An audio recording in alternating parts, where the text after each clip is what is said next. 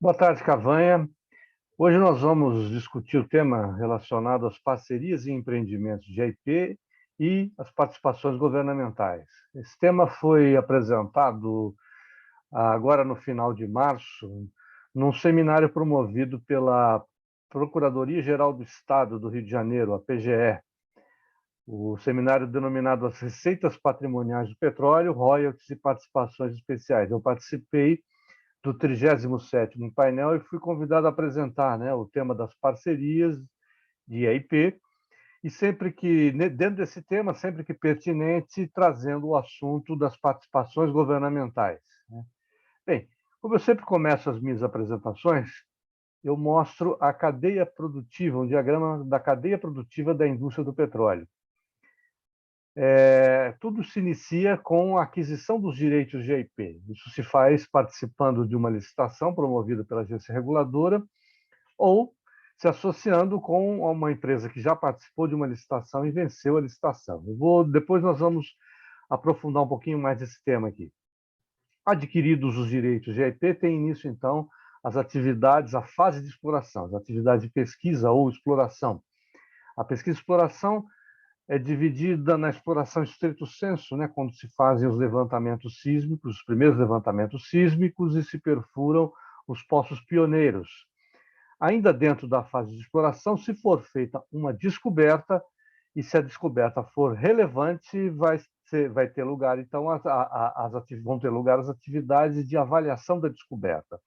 A descoberta há uma definição contratual que corresponde à verificação da ocorrência de indícios de hidrocarbonetos por pelo menos 2 métodos de detecção. Quando a empresa de petróleo faz a descoberta, ela tem a obrigação de notificar a ANP, e se a descoberta for relevante, aí sim ela vai fazer um plano de avaliação para avaliar a descoberta. São atividades que, ao final dessas atividades, de mais levantamentos sísmicos, de perfuração de outros poços, vai responder a seguinte pergunta: a descoberta é ou não é comercial? Se for comercial, aí sim a empresa vai declarar sua comercialidade e vai ter início, então, as atividades de desenvolvimento. Tem início a etapa de desenvolvimento dentro já da fase de produção.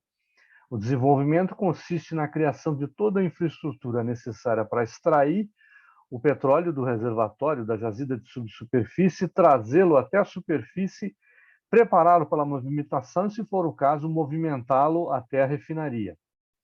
Ao final da fase de desenvolvimento, já tem lugar as atividades de produção, lava ou produção de petróleo, que consiste na extração do petróleo do reservatório de subsuperfície e do preparo para a movimentação, né, que é o processamento primário, a separação, óleo, gás e água. E, antes disso, a montante disso tudo, a montante da exploração, do desenvolvimento e da produção, nós temos o fornecimento de bens e serviços, né? Aqui tá representada numa única caixinha toda a cadeia de suprimentos de bens e serviços, que é um assunto à parte, que nós não vamos discorrer sobre esse assunto, sobre esse tema hoje. Depois, né, feita a produção, concluída a produção, óleo e gás tomam caminhos distintos, e aí nós temos a atividade do midstream, do downstream, mas o que nos interessa hoje é o EIP, o segmento de exploração e produção, também denominado upstream, justamente por se situar a montante da cadeia produtiva da indústria do petróleo. A atividade de EIP é uma atividade tipicamente de risco, né? Vamos discutir um pouquinho sobre as principais dimensões de risco do ponto de vista das empresas de petróleo. Então, nós temos o principal risco, o risco geológico. Nós temos o risco de preço, né, de flutuação de preço, que é o preço do petróleo é bastante volátil. Nós temos também a variação dos custos, né, para o fornecimento de bens e serviços que vão ser utilizados nas atividades de IP.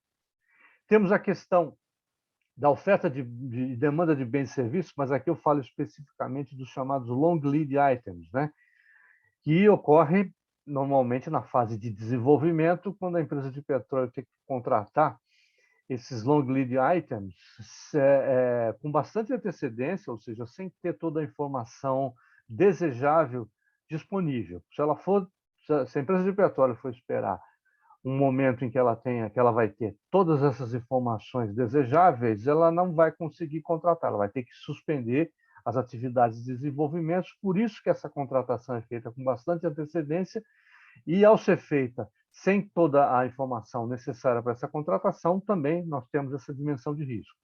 O risco político, o risco de segurança jurídica e o risco operacional, e junto com o risco operacional, o risco ambiental. Bem, todos os anos as empresas se reúnem para discutir os chamados above ground risk, né? Ou seja, os riscos acima da superfície, que são todas essas dimensões de riscos aqui, e excetuado o risco geológico. Isso aqui foi um workshop que foi realizado em 2021. Para 2022, nós já temos um outro workshop marcado para junho, e os dois promovidos pela AIPN, né? A AIPN, Association of International Petroleum Negotiators, é uma entidade sediada em Houston, mas que congrega profissionais que militam na indústria do petróleo no mundo inteiro, né? De 2021 para 2022, a AIPN mudou a sua denominação de Petroleum Negotiators para Energy Negotiators, de tal modo que agora nós temos a AIEN, Association of International Energy Negotiators. Voltando aqui para os nossos riscos, nós temos o risco de preço, o risco de custos, o risco de oferta e demanda de bens e serviços, né, no longo prazo, long lead items. E o risco operacional e ambiental são riscos característicos de toda a indústria internacional, quer dizer, não são específicos de cada país. O risco geológico, esse sim, né? Esse é específico de cada bacia sedimentar de cada país. Então, aqui também não há muito o que fazer. Onde, né, se pode atuar, teoricamente, é no risco político, que é inerente de cada país, e aí a segurança jurídica também de cada país. Aqui a gente está falando a respeito da estabilidade da legislação aplicável às atividades de IP e da regulamentação aplicável às atividades de IP. Eu falo em termos de estabilidade e clareza dessa regulação, né? Muito bem.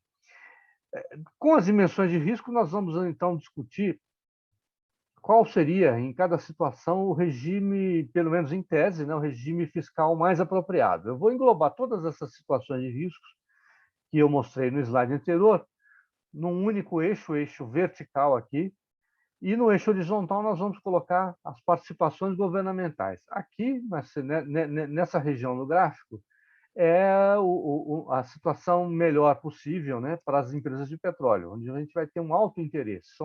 São baixas dimensões de riscos e baixo volume de participações governamentais. No extremo oposto, eu vou ter um baixo interesse por parte das empresas petrolíferas, porque eu vou estar numa elevada dimensão de risco e com elevados volumes de participações governamentais, né? De tal forma que o grande desafio de cada país é equilibrar essa equação, a equação dos interesses envolvidos para achar o regime fiscal ótimo, né? E os interesses envolvidos são, do ponto de vista do país hospedeiro, atrair investimentos, sem perder o controle da soberania da empresa de petróleo, atingir o melhor resultado econômico possível, bem como os seus objetivos estratégicos. Naturalmente, isso não é fácil, né? Você calibrar isso de tal maneira que o país arrecade o máximo possível de participações governamentais, que é a riqueza que vai ficar no país, sem que haja perda da atratividade por parte do investidor, né? Naturalmente, isso é muito difícil, e isso aqui, essa equação dos interesses envolvidos, é sempre um direcionador teórico que tem que estar sempre na mira do legislador, né? Que vai calibrar esse volume de participações governamentais. Bem, muito bem. Seguindo à frente, nós vamos ter... Cortou um minutinho, travou.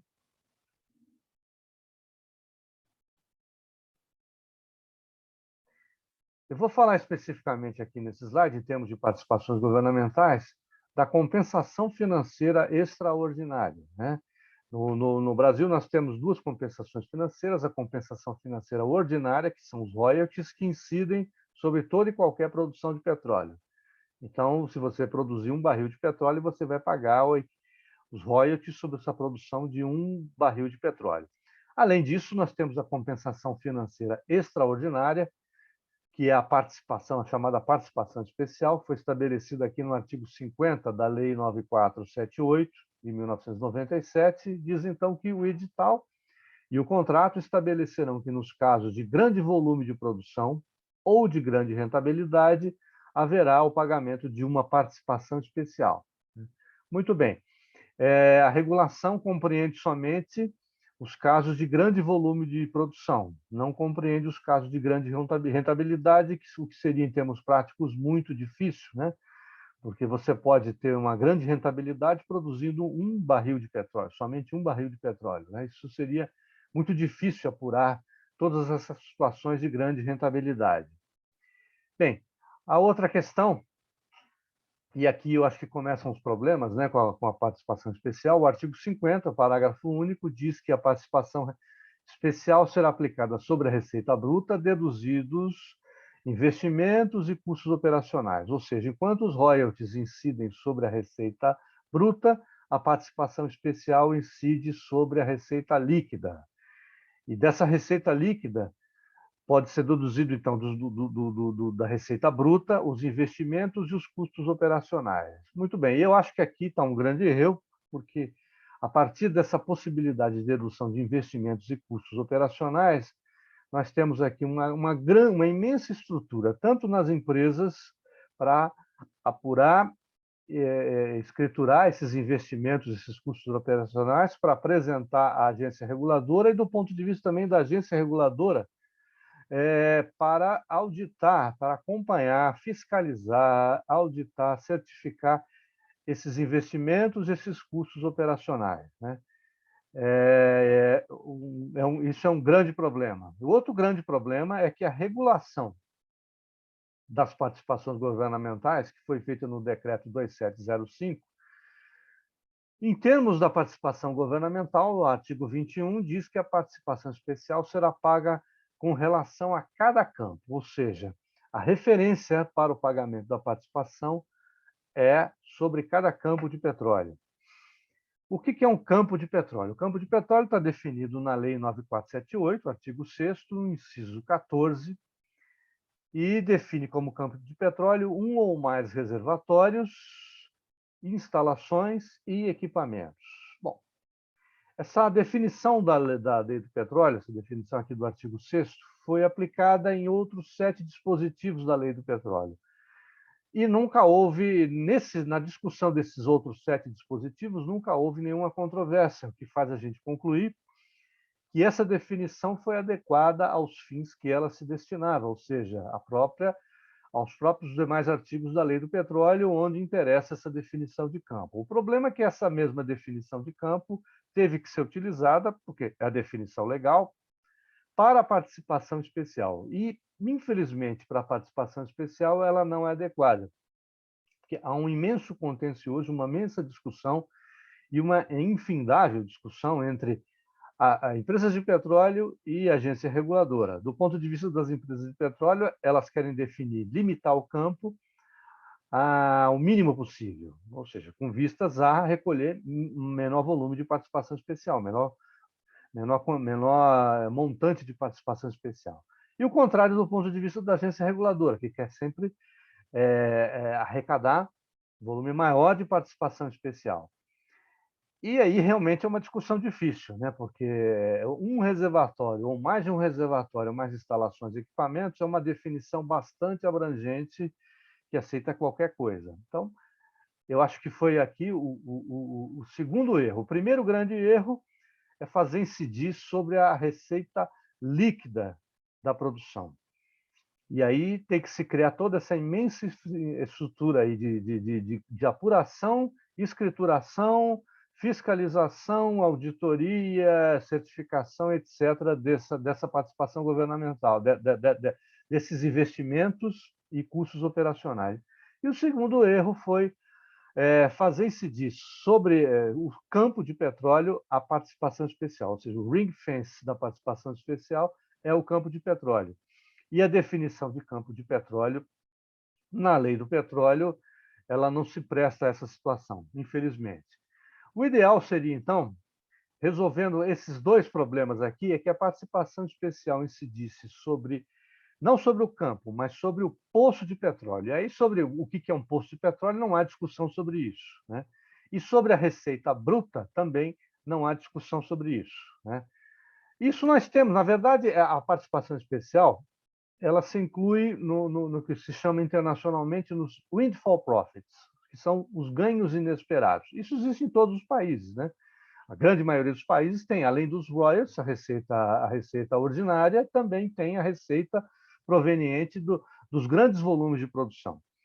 E, curiosamente, nós temos o Brasil aqui, né, no regime de partidas de produção, exatamente isso aqui, né, essa participação especial, como é praticada na maioria dos países, como sendo função do preço do petróleo e do volume de produção. Ou seja, os windfall profits, os ganhos inesperados, quando eu tenho um aumento do preço internacional do petróleo e quando eu tenho uma elevada produção num poço de petróleo. Nós temos aqui, por exemplo, essa tabela que eu extraí a tabela 18 do edital da sexta rodada de partilha de produção. O que acontece na partilha de produção é que quem oferecer o maior percentual do excedente em óleo para a União é o vencedor da licitação, né? Então, é o único fator de licitação. Muito bem. Esse fator de licitação, esse percentual do excedente em óleo que se oferece à União, ele é referenciado a um poço produtor de 10 mil barris por dia, a média mensal, e a um preço de petróleo de $50, né? Nessa tabela aqui, o eixo vertical é o preço do Brent, de 0 a 200. E no eixo horizontal eu tenho a produção média dos poços de petróleo em barris por dia, partindo aqui de 6.500, né, ou na verdade de 0 até 55 mil barris. A oferta é referenciada, então, a um poço de 10 mil barris e um preço do Brent de $50. Muito bem. Se num determinado poço eu tiver uma produção de 11.500 barris e um preço internacional na casa aí entre 105 e $110, eu vou achar o percentual mais 10,3322. Ou seja, se você venceu a licitação oferecendo um excedente em óleo à União de 40%, e você tiver nessa condição aqui, de produzindo 11.500 barris e o Brent a $110, nesse poço aqui você vai oferecer o excedente em óleo que vai ser oferecido à União será de 40 mais 10,3222 pontos percentuais, ou seja, cerca de 50,3322 pontos percentuais. Isso pode também diminuir, se é o que está essa região em vermelho aqui da tabela, se acontecer do poço produtor produzir, da produtividade ser inferior e do preço do Brent cair abaixo de 95, a gente já tem uma redução aqui, se a produção do poço for pequena, né? Em torno de 7 mil barris por dia. Bom, as vantagens disso daqui, né? Primeiro que eu não tenho aquela discussão do que é um campo, né? Onde começa e onde termina o campo. Aqui a incidência é sobre o poço de petróleo. Em segundo lugar, a gente não vai ter aquela discussão, imensa discussão sobre o que é dedutível, o que não é dedutível, em termos de investimentos e em termos de custos operacionais, né? Os windfall profits são capturados de acordo com as variações de preço de petróleo e de volume de produção de cada poço. Bem, eu não estou falando aqui em aumentar nem diminuir o volume das participações governamentais, ou seja, mantido o nível de participações governamentais praticado no Brasil, é possível fazer essa alteração que vai simplificar enormemente a apuração das participações governamentais. Muito bem, mas voltando para o segmento de IP, né, nós já discutimos aqui que a atividade de IP é uma atividade de alto risco. Além de alto risco, tem um alto impacto, né, principalmente nos grandes empreendimentos, onde eu tenho necessariamente elevados investimentos, e, além disso, a longa maturação, principalmente nos grandes empreendimentos offshore, né? Se você faz uma descoberta comercial hoje, declara comercialidade hoje, somente daqui a alguns anos, 3, 4, 5 anos, é que você vai colher os frutos, né, dessa descoberta comercial. Por isso se fala em longa maturação, quando o seu fluxo de caixa vai, sair do negativo e se tornar positivo.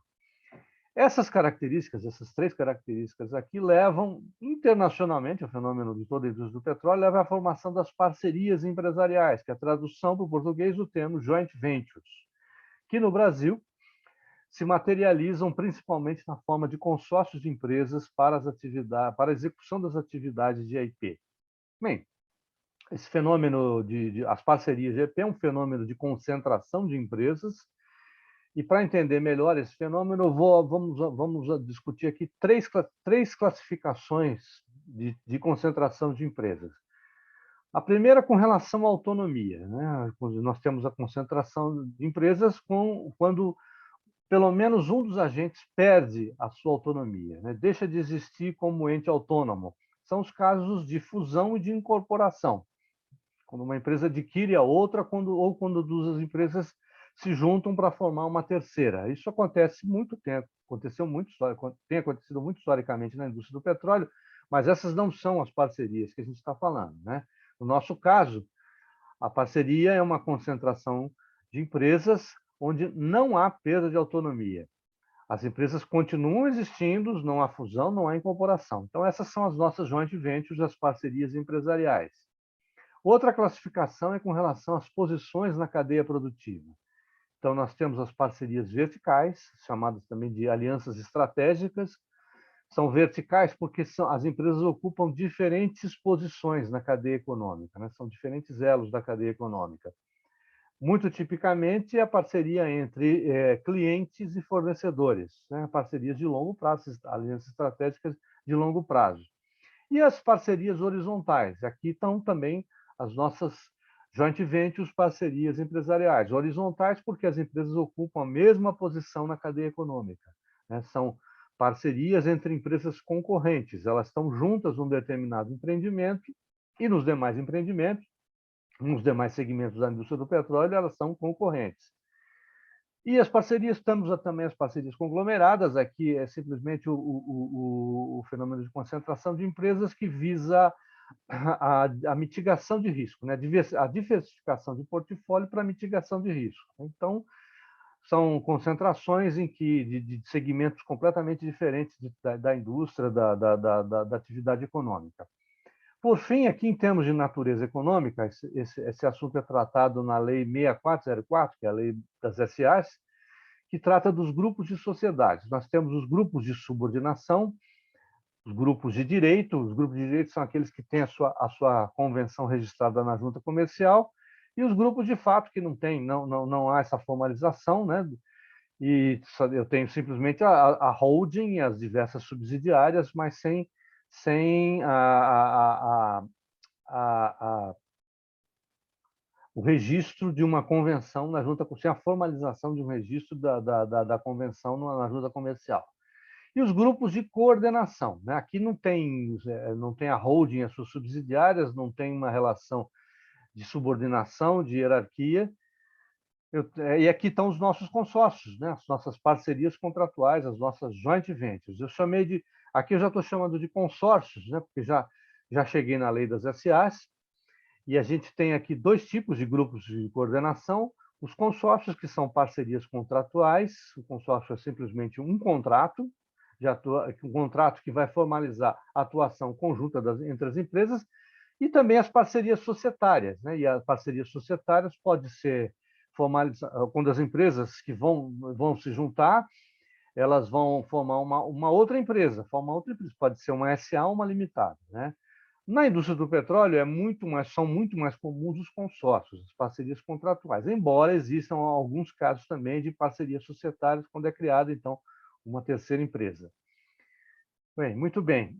As parcerias empresariais, nossas joint ventures, como características gerais, então, as empresas mantêm a sua autonomia, as empresas compartilham riscos e prêmios, e tem uma terceira característica específica das parcerias de IP, as alianças horizontais, que é a gestão conjunta, né? E isso daqui, gestão conjunta, porque aqui não temos a figura do majoritário, né? Sempre mesmo que a empresa detenha mais de 50% de participação, é uma tradição na indústria do petróleo que as decisões sejam tomadas por pelo menos duas empresas que juntas tenham um determinado percentual de participação, isso varia de parceria para parceria. Naturalmente, isso, de novo, né, isso não é obrigatório, mas eu particularmente nunca vi, nem não conheci nenhum caso onde não há essa figura da gestão conjunta, né? A única situação um pouco diferente, que difere um pouquinho, é na partilha de produção brasileira, que nós vamos ver mais adiante a singularidade que nós temos no sistema brasileiro de partilha de produção. Muito bem. Como é que se forma, então, a parceria? Nós temos dois caminhos para a formação de uma parceria. O primeiro caminho é da chamada aquisição originária, né? É a participação conjunta numa licitação, é o joint bidding, né? Quando duas ou mais empresas decidem formar uma parceria desde o início, ou seja, desde da licitação de determinado bloco, elas vão formalizar essa participação conjunta na licitação por meio de um instrumento chamado Joint Bidding Agreement, acordo de participação conjunta em licitação. Esse acordo vai regular todo o processo de participação conjunta. Então, com que percentual cada empresa vai participar, quem vai ser o líder dessa parceria nesse momento que esse líder pode ser modificado, pode ser substituído depois de vencida a licitação. Enfim, vai regular todos os termos dessa participação conjunta, eventual troca de dados, confidencialidade, etc. Se esse grupo, no dia da licitação, não for o vencedor, a coisa termina por aqui e cada empresa vai cuidar dos seus empreendimentos. Se ele for vencedor da licitação, aí sim ele vai formalizar a parceria por meio da celebração de um contrato de consórcio, é uma exigência legal. Vai ser assinado o contrato de concessão ou de partilha, que é o chamado instrumento de outorga, internacionalmente ele é chamado do Granting Instrument, né? E aqui está formada, então, a parceria. Tipicamente, depois disso, as empresas vão discutir o chamado Joint Operating Agreement, JOA, ou simplesmente, como muita gente fala aqui no Brasil, o JOA, né? O JOA é que vai regular, é o regulamento das operações conjuntas, é o que vai regular a relação entre as empresas durante todo o tempo que durar essa parceria. Bem, da outra forma, a cessão de direitos é a aquisição chamada a aquisição derivada, porque aqui a empresa de petróleo vai se associar com quem já venceu, com outra empresa que já participou de uma licitação e já venceu essa licitação. É chamado de cessão de direitos, ou farm-in, farm-out. Farm-in do ponto de vista de quem está adquirindo os direitos, o cessionário, e farm-out do ponto de quem está cedendo os direitos, o cedente. Então, alguém já venceu a licitação, já há um instrumento de outorga aqui assinado, um contrato de concessão ou um contrato de partilha. E, bem, se já há uma parceria, o cessionário vai aderir ao Joint Venture, ao Joint Operating Agreement, que já existe. É o JOA, é o mesmo JOA que foi celebrado aqui, né, quando se formou a parceria, mesmo instrumento. Se não há parceria ainda, ela vai existir nesse momento aqui. Então, o cessionário e cedente vão discutir os termos desse JOA. E sempre haverá, entre cedente e cessionário, o acordo privado também, que é o Purchase and Sale Agreement, PSA ou PSA, né, também chamado de Farm-in ou Farm-out Agreement, ou Participation Agreement. Né? O termo mais usado nesse momento aqui tem sido Purchase and Sale Agreement, que é o instrumento que vai conter as condições comerciais dessa cessão de direitos. Né? Bom, celebrados esses dois instrumentos, vai haver um aditivo ao instrumento de outorga para incorporar o novo concessionário ou o novo contratado em regime de partilha. Se já existir uma parceria, vamos ter um aditivo do contrato de consórcio para incorporar ao cessionário. Se não havia parceria, ela vai existir a partir desse momento. Então, o contrato de consórcio vai ser discutido e celebrado nesse momento.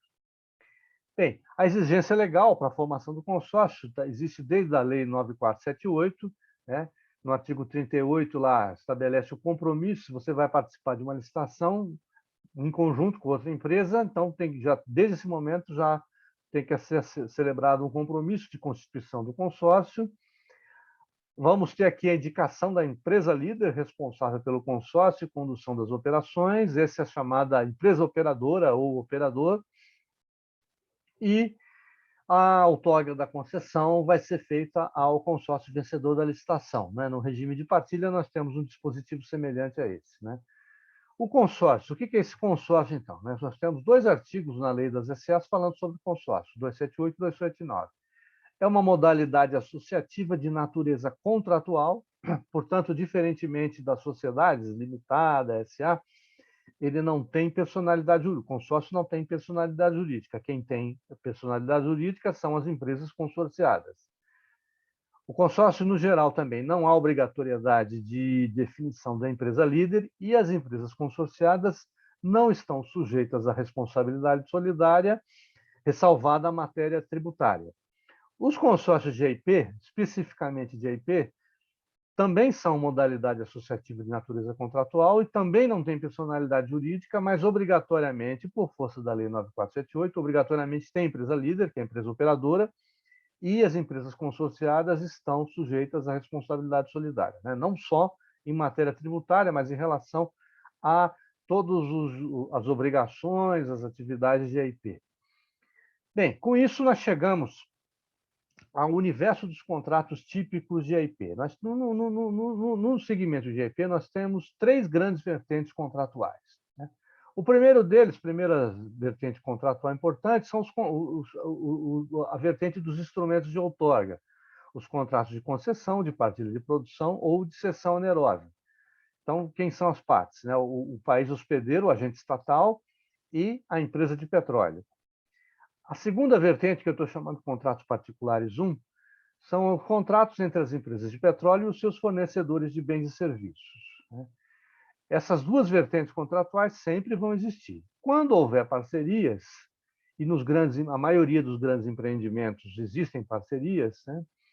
Nós temos a terceira vertente de contratos, que é a segunda vertente de contratos particulares, e esses contratos são aqueles celebrados entre as empresas de petróleo para reger as relações de parceria. Bom, então tudo isso aqui tem que estar alinhado, né? Então, quando houver a contratação de bens e serviços aqui, as empresas vão ter que seguir, se houver parceria, vão ter que seguir o rito contratual estabelecido nesse instrumento aqui e vão ter que seguir as regras do contrato aqui de concessão, né? Dentro do que está previsto em termos orçamentários aqui, em termos do programa de trabalho e orçamento que foi apresentado para a agência reguladora, as obrigações de conteúdo local e assim por diante, ou seja, todas essas 3 vertentes contratuais vão ter que estar alinhadas. Né?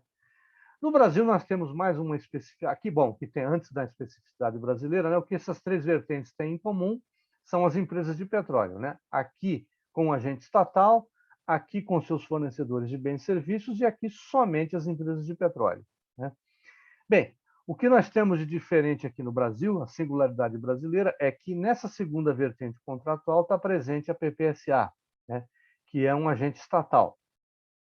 Bem, a PPSA está presente aqui no comitê operacional. O comitê operacional é o órgão deliberativo da parceria, né? A empresa de petróleo a empresa operadora, que é a líder do consórcio, ela vai executar as decisões do comitê operacional, que é o organismo que reúne todas as empresas consorciadas, que vão votar, vão decidir de acordo com o seu percentual de participação.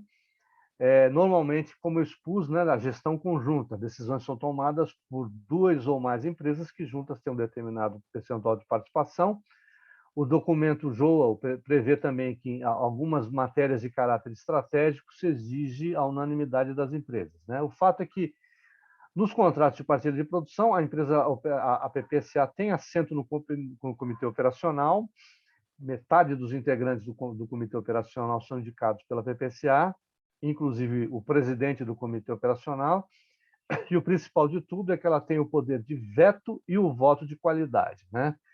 Diante dessa questão aqui, como a PPCA tem um papel decisivo, né, nas decisões de contratação de bens e serviços, um papel primordial na contratação de bens e serviços, né, eu tenho uma dúvida aqui se qual seria o rito de contratação apropriado, né?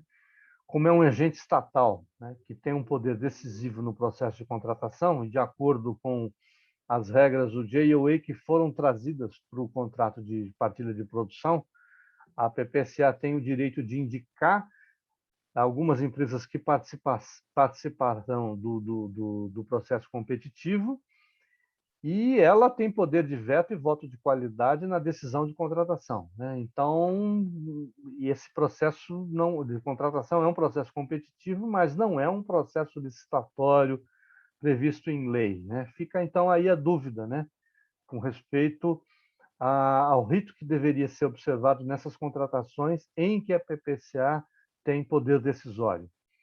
Muito bem. Agora vamos falar do JOA, do JOA, que é um instrumento que rege as relações de parcerias, é o regulamento das operações conjuntas, né? Esse documento, celebrado entre as empresas de petróleo, a discussão desse documento se faz a partir de uma minuta padrão. A minuta padrão mais utilizada no Brasil são os modelos da AIPN, que agora não é mais AIPN, é AIN. A AIN é essa entidade internacional que produz modelos dos mais variados contratos da indústria do petróleo, e um dos principais é o modelo de JOA. O primeiro foi de 90, depois houve uma segunda edição de 95, o de 2002, o de 2012, né? Já está em discussão um quinto modelo aqui, e está marcado um workshop para discussão, dentre outros modelos, desse quinto modelo do JOA, aqui, e vai ter lugar aqui no Brasil, aqui no Rio de Janeiro, em outubro de 22, né? Existem outros modelos de outras entidades, aqui o pessoal do Mar do Norte, o GUC e o modelo dos Landmen, né, dos Estados Unidos, da AAPL, a American Association of Petroleum Landmen, e de outras entidades aqui. Mas o mais popular na indústria é o modelo da AIPN, agora AIN, mais utilizado aqui no Brasil. Bem, vamos passar aqui pelas principais cláusulas do JOA. O objeto, né? Primeiro, o objeto inclui exploração, avaliação, desenvolvimento e produção de hidrocarbonetos do bloco em questão, realizado em conjunto pelas partes, e a definição de que o JOA, as regras do JOA se aplicam às atividades conjuntas de IP até o chamado ponto de entrega, o delivery point, que é onde termina a operação de IP, né?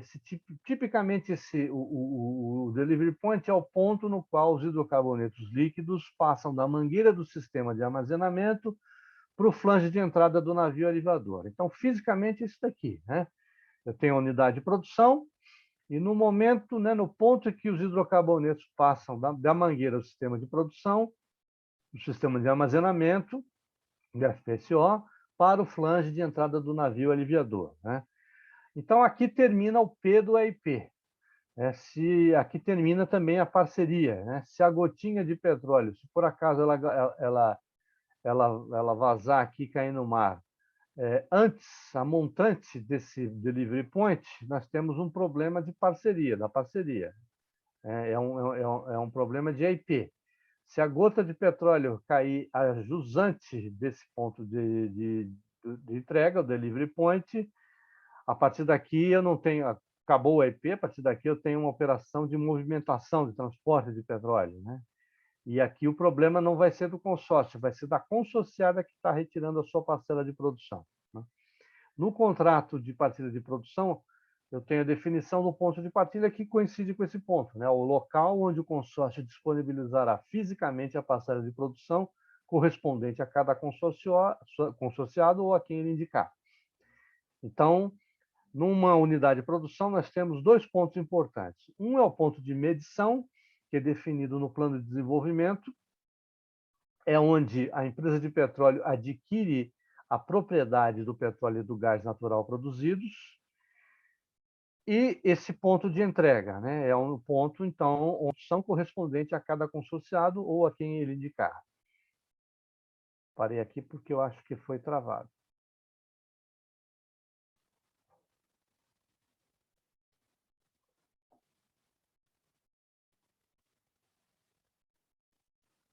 Vou voltar nesse momento aqui ao próximo slide, porque eu acho que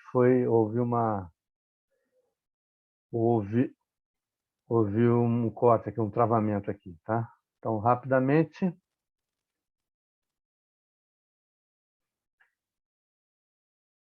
Bem, além do objeto, nós temos aqui a definição do ponto de entrega, né? Que é a definição de que as regras estabelecidas no JOA, o JOA, se aplicam às operações conjuntas até o ponto de entrega, que é o chamado delivery point, né? Que ponto é esse aqui? Fisicamente, o ponto é esse aqui. É o ponto o ponto no qual os hidrocarbonetos líquidos passam da mangueira do sistema de armazenamento para o flange de entrada do navio aliviador, né? Então, o P do EIP termina exatamente nesse ponto, né? E a parceria, o consórcio, termina também exatamente nesse ponto. De tal forma que, se uma gotinha de petróleo, né, cair no mar aqui antes, a montante desse ponto de entrega, o problema é da parceria. Se a gotinha de petróleo cair a jusante desse ponto de petróleo, o problema é da empresa consorciada que colocou está colocando o seu navio aqui para retirar a sua parcela de produção, né?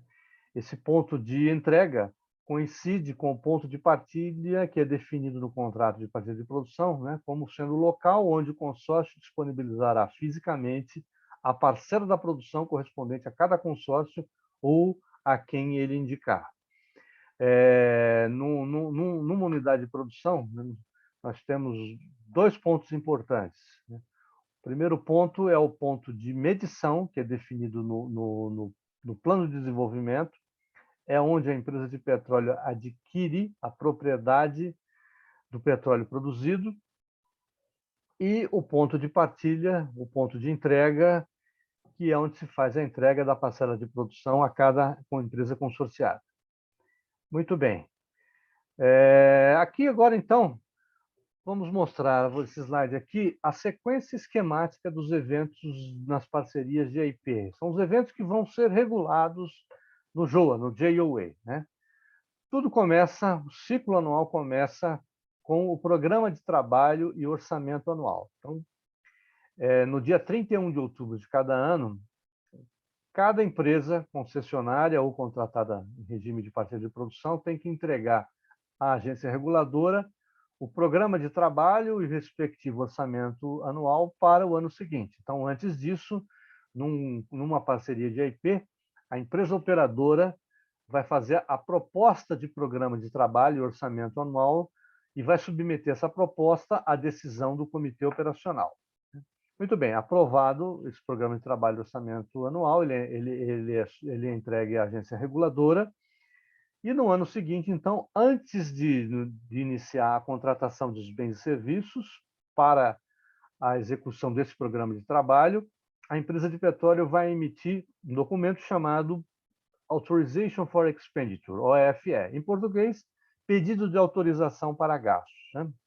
O pedido de autorização para gastos, ele tem que estar alinhado ao orçamento. Se ele não estiver alinhado ao orçamento, às condições de mercado, e se não tiver acompanhado de toda a informação relevante para as empresas não operadoras, ele não vai ser negado, né, pelas empresas operadoras. E ele cumpre um papel importante, né, para a empresa operadora. A AFE, uma vez aprovada, constitui o elemento que ele precisa para seguir o passo adiante na contratação de bens e serviços. E do ponto de vista das empresas não operadoras, ele constitui, ao mesmo tempo, um elemento de controle da execução orçamentária e também um aviso, né, de que o pedido de fundos para o pagamento do fornecedor de bens e serviços relativo correspondente a essa contratação virá. Então, ela já deve fazer o provisionamento desses fundos, porque a seguir aqui virá esse pedido de fundos, que é o chamado cash call, né? Bem, aprovada, então, a AFE, Authorization for Expenditures, nós vamos partir para o passo seguinte, que é a contratação de bens e serviços. Eu vou parar um pouquinho, porque está travado aqui para mim. Bem, a contratação de bens e serviços pode ser feita de duas maneiras, né? Ou a empresa operadora fornece os seus recursos próprios, os recursos que ela já contratou, e aí vai ser muito mais rápido, né? Para isso tem que haver um acordo sobre os custos, né? Sobre o que a empresa operadora vai cobrar do consórcio em relação a esses recursos que ela já contratou e vai alocar ao consórcio, ou essa contratação de bens e serviços vai ser feita diretamente no mercado para aquele consórcio. Bem, de qualquer maneira, a seguir vai ser feito o cash call, pedido de fundos, né? A operadora vai dirigir o pedido de fundos para todas as consorciadas, as não operadoras e também para ela própria, né? Ela também vai ter que fazer o aporte de recursos, vai atender o cash call para que se efetue o pagamento ao fornecedor de bens e serviços. Depois disso, a empresa operadora vai efetuar a prestação de contas, né, que é o instrumento dos billing statements, ou statements and billings. E aqui, então, finalmente, depois da prestação de contas, as não operadoras vão ter direito a auditar todos os registros, todos os registros contábeis de contratação de bens e serviços da empresa operadora. Bem, esses são os eventos ordinários. Se tudo correr bem, o ciclo anual termina por aqui, né? E segue-se adiante para o próximo ano. Mas existem também os eventos extraordinários, são os incidentes aqui na parceria. O primeiro incidente que pode acontecer, e é o mais complicado deles, é o que traz mais problemas, é quando uma das empresas consorciadas não atende ao cash call, ou seja, quando há o default, o inadimplemento. Se esse inadimplemento não for sanado, pode redundar numa arbitragem. Outro momento também de bastante discussão é o momento da auditoria, onde podem, e naturalmente sempre surgem, né, as glosas, os claims de auditorias das empresas não operadoras que podem dar origem a ajustes de cobrança, ou seja, quando os auditores apontam itens, cobranças indevidas por parte da operadora, e aí vão ser feitos, ela pleiteia, a auditoria pleiteia ajustes de cobranças em favor das não operadoras, né? E do ponto de vista das operadoras também, pode haver ajustes de cobranças, né, coisas que ela não cobrou no momento correto, no momento apropriado da operação, e viu que tinha uma coisa a cobrar, e aí faz essa cobrança um tanto quanto tardia para os não operadores. Isso aí também são chamados para o consórcio, né? Na verdade. Isso também pode dar origem a ajustes de cobranças. Eu coloquei junto aqui porque os dois, né, tanto por parte das não operadoras como por parte das operadoras, esses ajustes de cobranças estão limitados aos 2 últimos anos calendários encerrados, né? E também isso pode acontecer se não houver acordo entre as empresas em relação aos claims de auditoria, também pode redundar em arbitragem, um litígio que vai ser resolvido em arbitragem. Muito bem. Vamos falar agora especificamente da empresa operadora, né? Eu já falei que as principais decisões numa parceria não são tomadas isoladamente pela operadora, as decisões são tomadas pelo comitê operacional, o organismo que reúne todas as empresas consorciadas, e a operadora se destaca como líder do consórcio, ela figura ser como uma espécie de síndico do condomínio, né? Fazendo uma analogia. O condomínio é a parceria e a operadora é o síndico desse condomínio, né? Assim como num condomínio, o síndico tem um limite de competência, numa parceria, a empresa operadora tem essas atribuições e o seu limite de competência. As principais decisões, as decisões de maior volume de recursos, né, onde estão em jogo um maior volume de recursos, são tomadas pela Assembleia de Condôminos, no caso do condomínio, a mesma coisa para o consórcio, para uma parceria, as decisões que envolvem maiores recursos são tomadas pela Assembleia dos consorciados, o Comitê Operacional, né? Muito bem. Quais são os principais atribuições, direitos e deveres da empresa operadora? Primeiro, atuar em conformidade com o instrumento de outorga, o contrato de concessão, o contrato de partilha, conduzir as cooperações de maneira diligente, segura e eficiente, em conformidade com as boas práticas, as melhores práticas da indústria do petróleo, né? de preservação dos recursos ambientais, dos recursos, aproveitamento racional dos recursos energéticos, cuidado com a segurança das pessoas, dos equipamentos, das instalações, né? Tudo isso diz respeito às boas práticas da indústria do petróleo. Deve conduzir as operações de acordo com o princípio no gain, no loss, ou seja, sem ganho nem perda, é uma atividade neutra do ponto de vista econômico para a operadora, ela não vai ganhar dinheiro também, nem perder dinheiro exercendo essas atividades, né? Executar as decisões do comitê operacional, elaborar os programas de trabalho e orçamento anualmente, emitir as AFEs, Authorization for Expenditures, efetuar os cash calls, os pedidos de fundos, e as prestações de contas, né, os billing statements. Obter as devidas licenças e permissões necessárias à condução das operações, propiciar às não operadoras acesso às instalações e aos registros contábeis e técnicos das operações conjuntas, elaborar e enviar à agência reguladora os relatórios exigidos dos contratos, representar o consórcio dos contratos com a ANP, em caso de emergência, tomar as medidas necessárias para a proteção da vida, meio ambiente, instalações, equipamentos, né? Essas são as principais obrigações, atribuições da empresa operadora, né? Lembrando sempre que as grandes decisões são tomadas pelo comitê operacional. Agora, vamos falar custos nas parcerias, né? Os custos dão origem às grandes discussões entre empresa operadora e empresa não operadora. Isso desde a negociação do JOA até o desenvolvimento normal das operações durante a fase de exploração, durante a fase de produção, a etapa de desenvolvimento. Sempre há uma grande discussão em torno desses custos, né? E os custos aqui são divididos em duas grandes dimensões, os custos diretos e os custos indiretos. Vamos começar pelos custos diretos.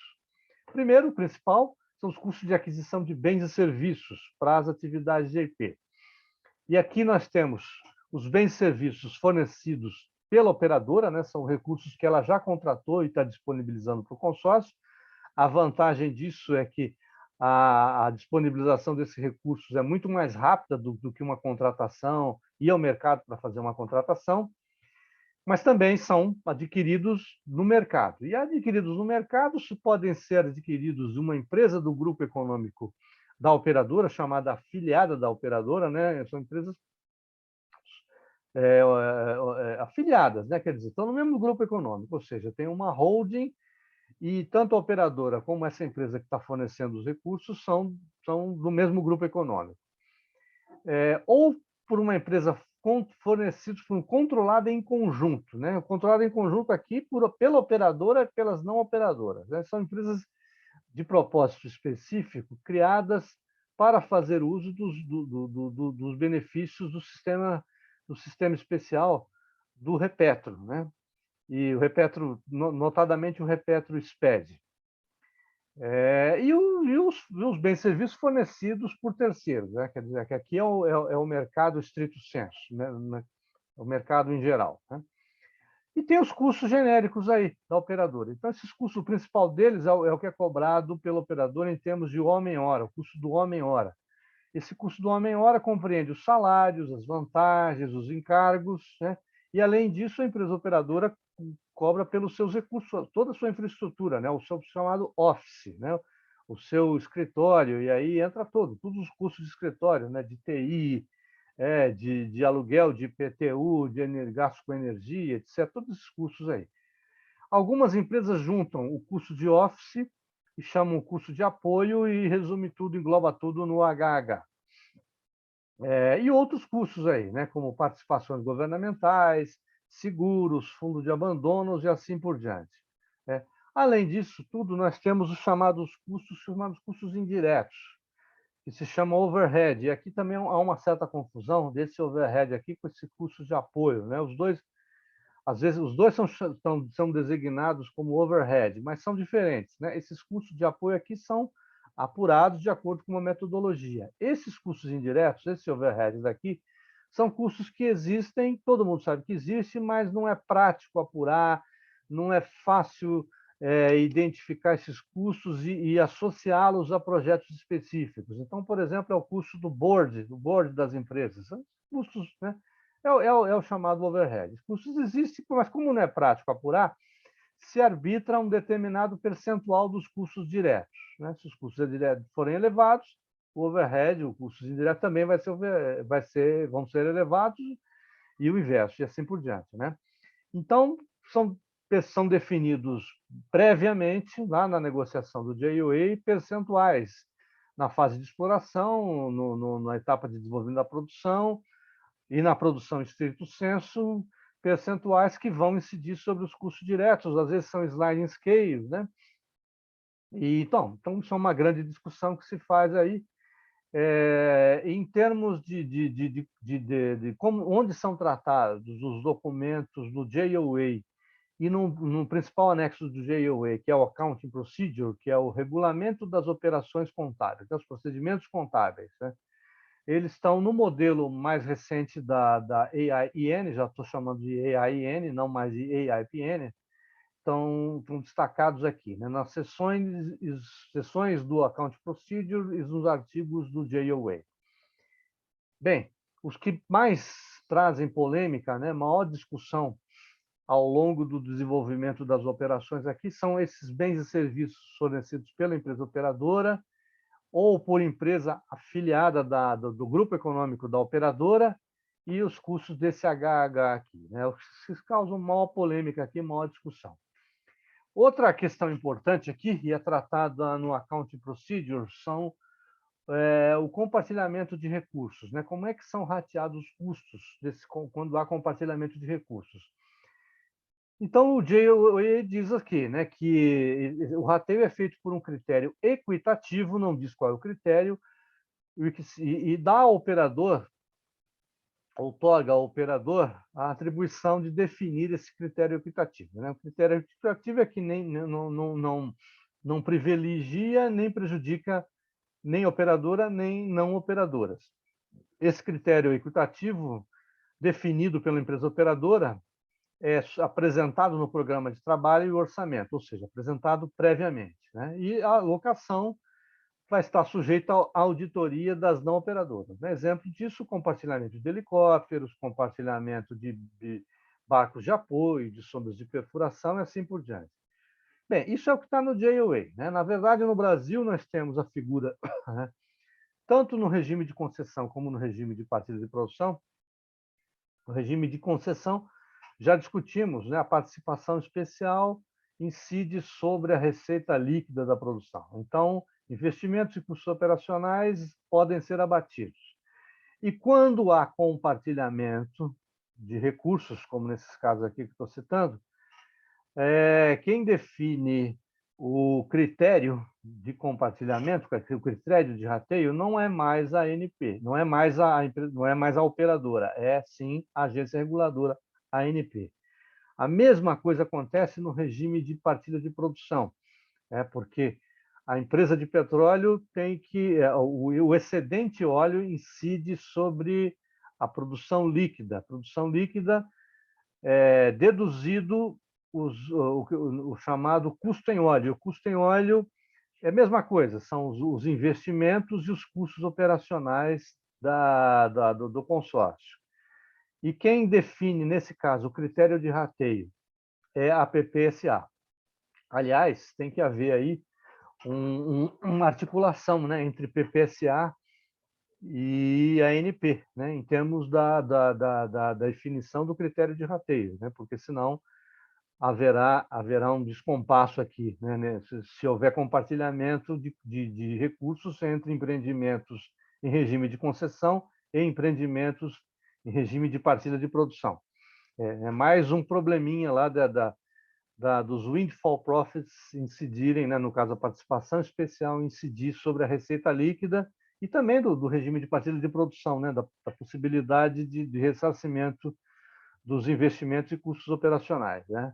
De novo, estou dizendo aqui, eu não quero aumentar as participações governamentais, quero manter o mesmo nível de participação governamental, simplesmente simplificando tremendamente o sistema sistema de apuração e de arrecadação desses recursos, né? Bem, nós temos aqui também a figura que não existe no Brasil oficialmente, formalmente, que são as operações exclusivas, né? Operation by Less than all parties ou Exclusive Operations.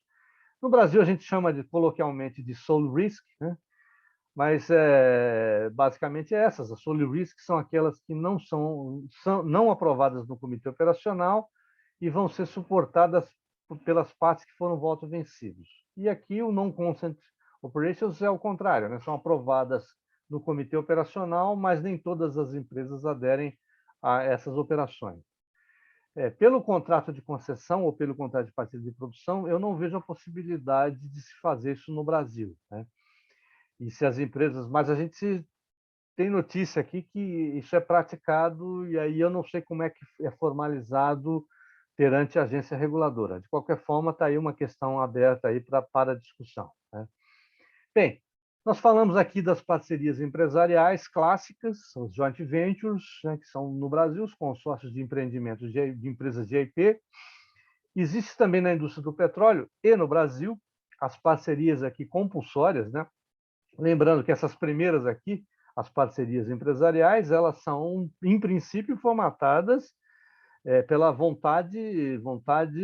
livre vontade das partes, né? As empresas se associam, fazem parcerias com quem bem entenderem, né?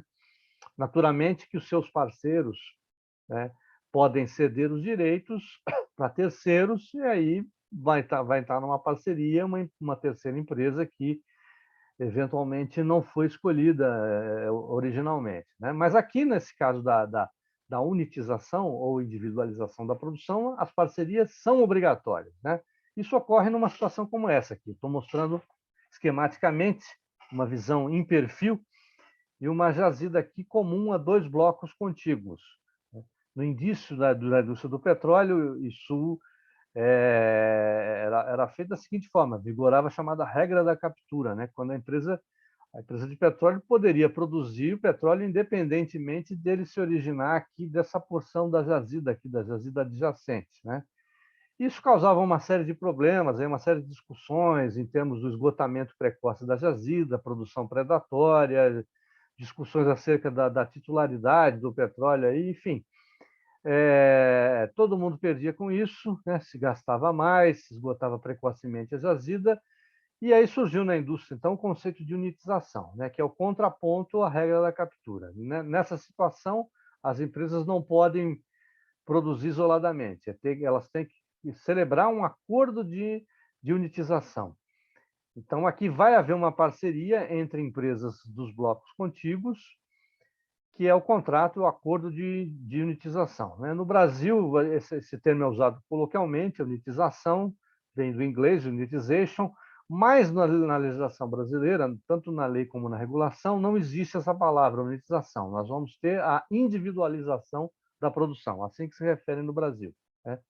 O que tem de importante em termos aqui da sequência de eventos, né? Primeiro, a gente tem a descoberta, a verificação da ocorrência de indícios de hidrocarbonetos por pelo menos 2 metros de detecção. Se essa descoberta for relevante, vamos fazer a avaliação da descoberta.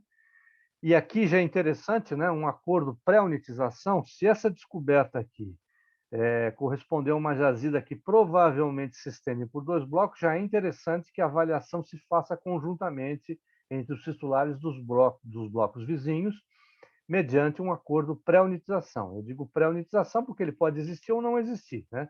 Se não for declarada a comercialidade, não haverá unitização, ou se for declarada a comercialidade, mas a jazida, se for constatado que a jazida não se estende para o bloco adjacente, também não haverá unitização, mas sim, se for declarada a comercialidade e a jazida se estender pelos 2 blocos, aí sim haverá a declaração de comercialidade e o acordo para individualização da produção, é chamado AIP, né? O acordo de unitização.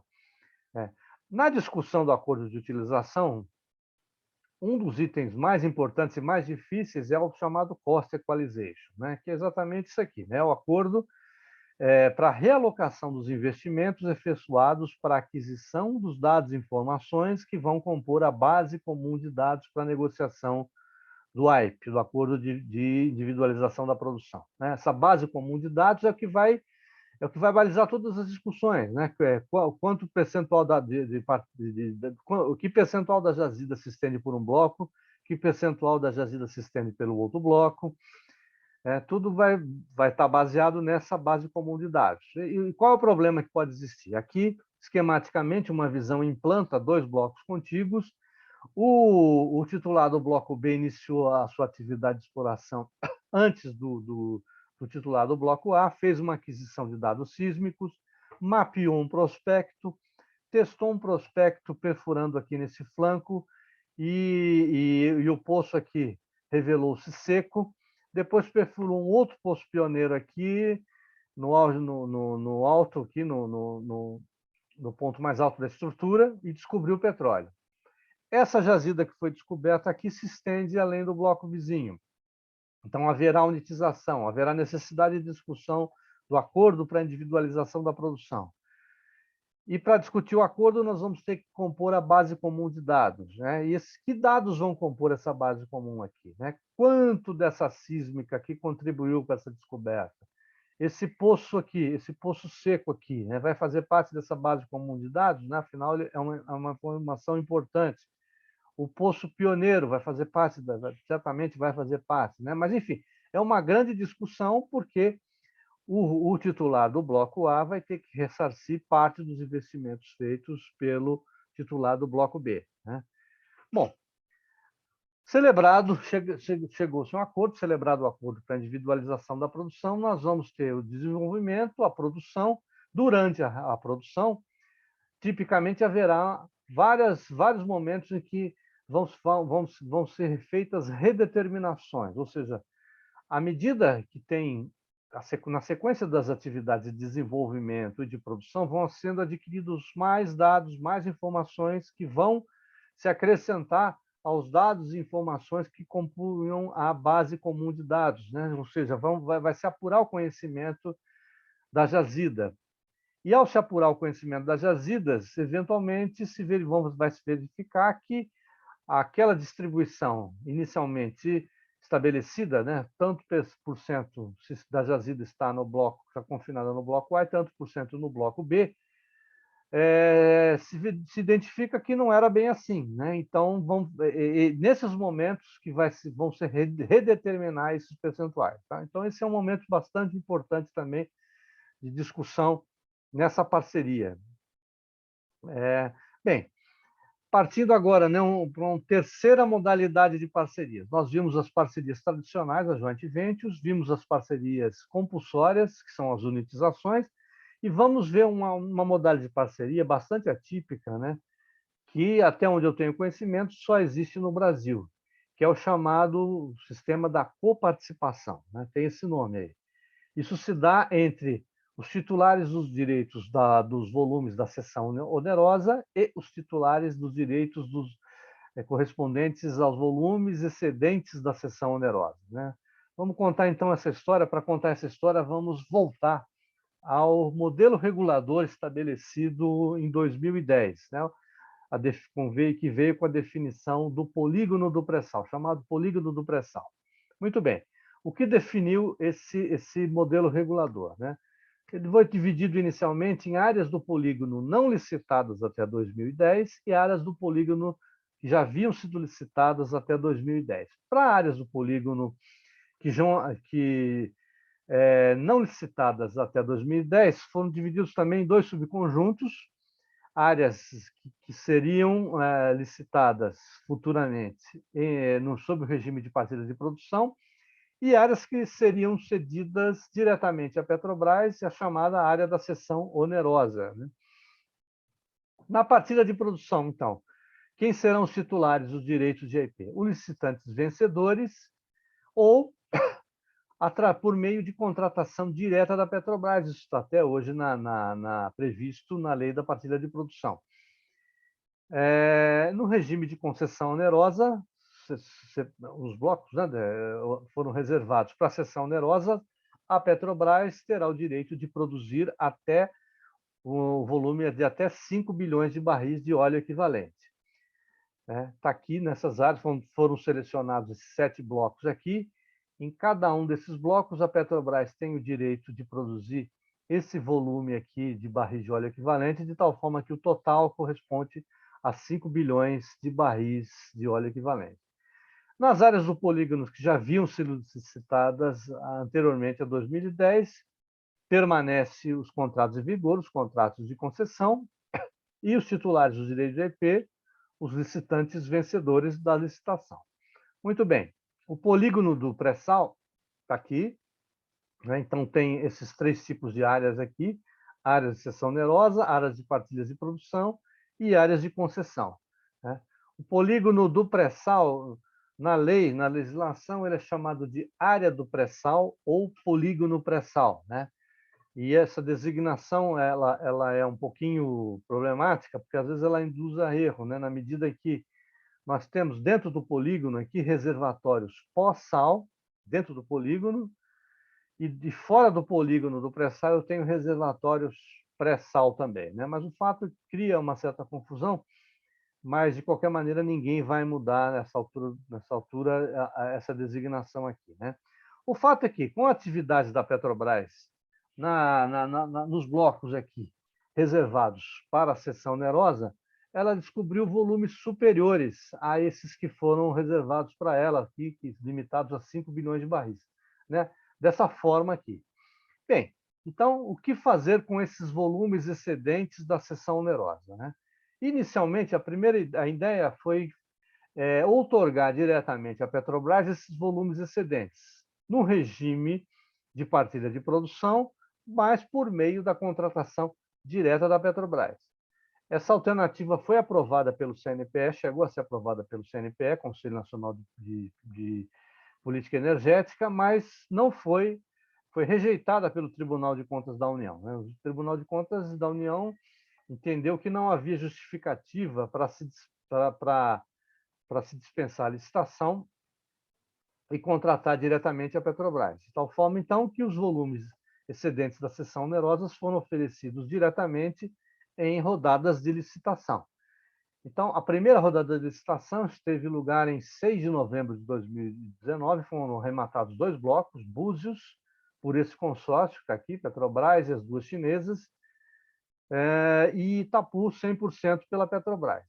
E, em 17 de dezembro de 2021, os outros 2 blocos, Sépia e Atapu, foram adquiridos, respectivamente, por esses 2 consórcios, né? De tal forma que aqui, nessa representação tridimensional, em cada bloco aqui da seção onerosa, esses 7 blocos da seção onerosa que eu mencionei, ou, na verdade, dos 4 que foram arrematados aqui, haverá aqui dois regimes que vão coexistir, né?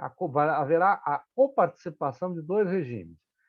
A Petrobras, no regime de cessão onerosa, com direito de produzir até 5 bilhões de barris, e os consórcios correspondentes aos titulares dos volumes excedentes de cessão onerosa no regime de partilha de produção, né? Então, esquematicamente aqui, está aqui agora vendo em planta, nós temos aqui, pegando para dar um exemplo aqui, o bloco de Búzios, arredondando o volume da seção onerosa aqui para 3 bilhões de barris, e o volume excedente da seção onerosa, esses números aqui estão defasados, porque essa estimativa aqui foi feita em 2014, atualmente certamente tem números bem mais precisos, mas para o nosso exemplo aqui, vamos admitir que a estimativa atual para Búzios seja de um volume de 9 bilhões de barris, né? De tal forma, então, que para a seção onerosa tenho 3 bilhões de barris, a Petrobras tem direito de produzir 3 bilhões de barris, e o consórcio de Búzios tem direito de produzir o excedente, 9 bilhões de barris. Como vão produzir conjuntamente, haverá coparticipação,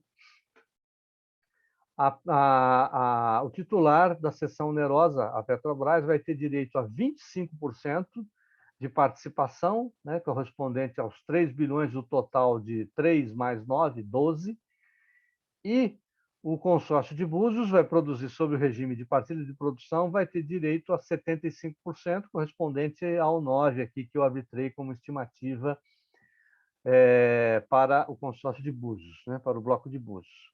Ok. Então, isso vai ser feito mediante um acordo de coparticipação. O acordo de coparticipação, o conteúdo mínimo, está regulado pela portaria 265 do Ministério de Minas e Energia. Então, ele vai ter a identificação, primeiro a identificação da área, no caso de Búzios, continuando com o exemplo de Búzios, identificação da área Búzios e a identificação, né, do bloco de Búzios, identificação da área coparticipada. Essa identificação da área, eu estou falando uma hora estou falando do bloco, outra hora estou falando de área, né?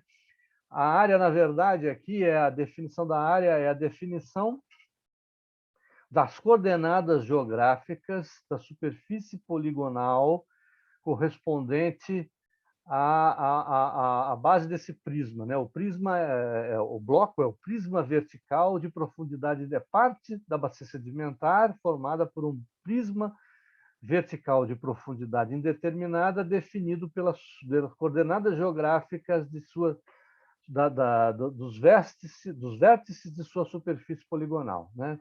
De tal maneira que, quando a gente fala área, a gente está falando a superfície poligonal, a definição da superfície poligonal, que, na verdade, a área, então, corresponde ao bloco. Então, tanto faz você falar área como falar bloco, né? A identificação da área é o nome, é o Búzios, e a definição da área é a definição das coordenadas geográficas dos vértices da superfície poligonal, que vai determinar o prisma vertical de profundidade indeterminada, que é o bloco. A definição do operador da área coparticipada. Então, quando a gente fala em operador, a gente está falando de uma parceria, né? Quem vai ser o líder, né, dessa parceria? Vai haver a parceria entre a Petrobras, o cessionário da seção onerosa, que é a Petrobras, e o consórcio vencedor das licitações lá dos excedentes, dos volumes excedentes da seção onerosa, em regime de parceria de produção. As participações que couberem as partes, lá o exemplo que eu dei para Búzios, 25% para a seção onerosa, 75% para o consórcio da parceria de produção. As possibilidades de alteração das participações estabelecidas no acordo de participações com seus critérios, condições, prazos, limites e quantidade, né? Essas alterações das participações corresponde exatamente ao que eu mencionei lá atrás, é a mesma coisa que são as redeterminações, no caso da unitização. Aqui também haverá redeterminações, né? Então, se Búzios se concluir que Búzios não tinha 9, mas sim tinha mais ou menos que isso, pode ser 10 bilhões, por exemplo, haverá a redeterminação, que é a redefinição desses percentuais de coparticipação, né? Bem, obrigações das partes, plano de desenvolvimento comum, a vigência do acordo, a possibilidade de adoção de procedimentos para propor operações com riscos exclusivos, né? Ou seja, significa que é uma coisa semelhante ao que eu mencionei lá atrás do sole risk. Então, se o consórcio decidir perfurar um poço e o cessionário lá, Petrobras, por seu turno não quiser, ele vai perfurar esse poço sozinho, de tal forma que os riscos e os prêmios advindos dessa operação aí serão exclusivas do consórcio, né? O mesmo vale se a Petrobras, lá na condição de cessionário da seção onerosa, quiser perfurar, realizar uma atividade conjunta, uma atividade de sole risk, aí também os riscos e os prêmios serão suportados, né? e serão adquiridos exclusivamente pela Petrobras cessionária, né? Além disso, nós temos o valor e a forma de pagamento que será feito da compensação, né, que é feita à Petrobras, por duas razões aqui, né, pelos investimentos que ela já fez na área e pelo diferimento do fluxo de caixa, né, que ela vai ter por conta dessa participação conjunta aqui, né? O fluxo de caixa dela vai ser adiado, vai ser diferido, então o consórcio também vai ter que fazer esse ressarcimento aqui. E, finalmente, os mecanismos de solução de controvérsias, normalmente na indústria do petróleo, as controvérsias são dirimidas por meio de arbitragem, né? Muito bem, com isso aqui eu concluo a abordagem desse tema, que é um tema complexo, a gente pode aprofundar cada um desses tópicos aqui abordados aqui de maneira, né, bastante ampla, mas a gente vai encerrando por aqui. Mais uma vez, Cavanho, eu quero agradecer por essa oportunidade e nos encontramos, então, na próxima gravação. Muito obrigado, boa tarde, um abraço.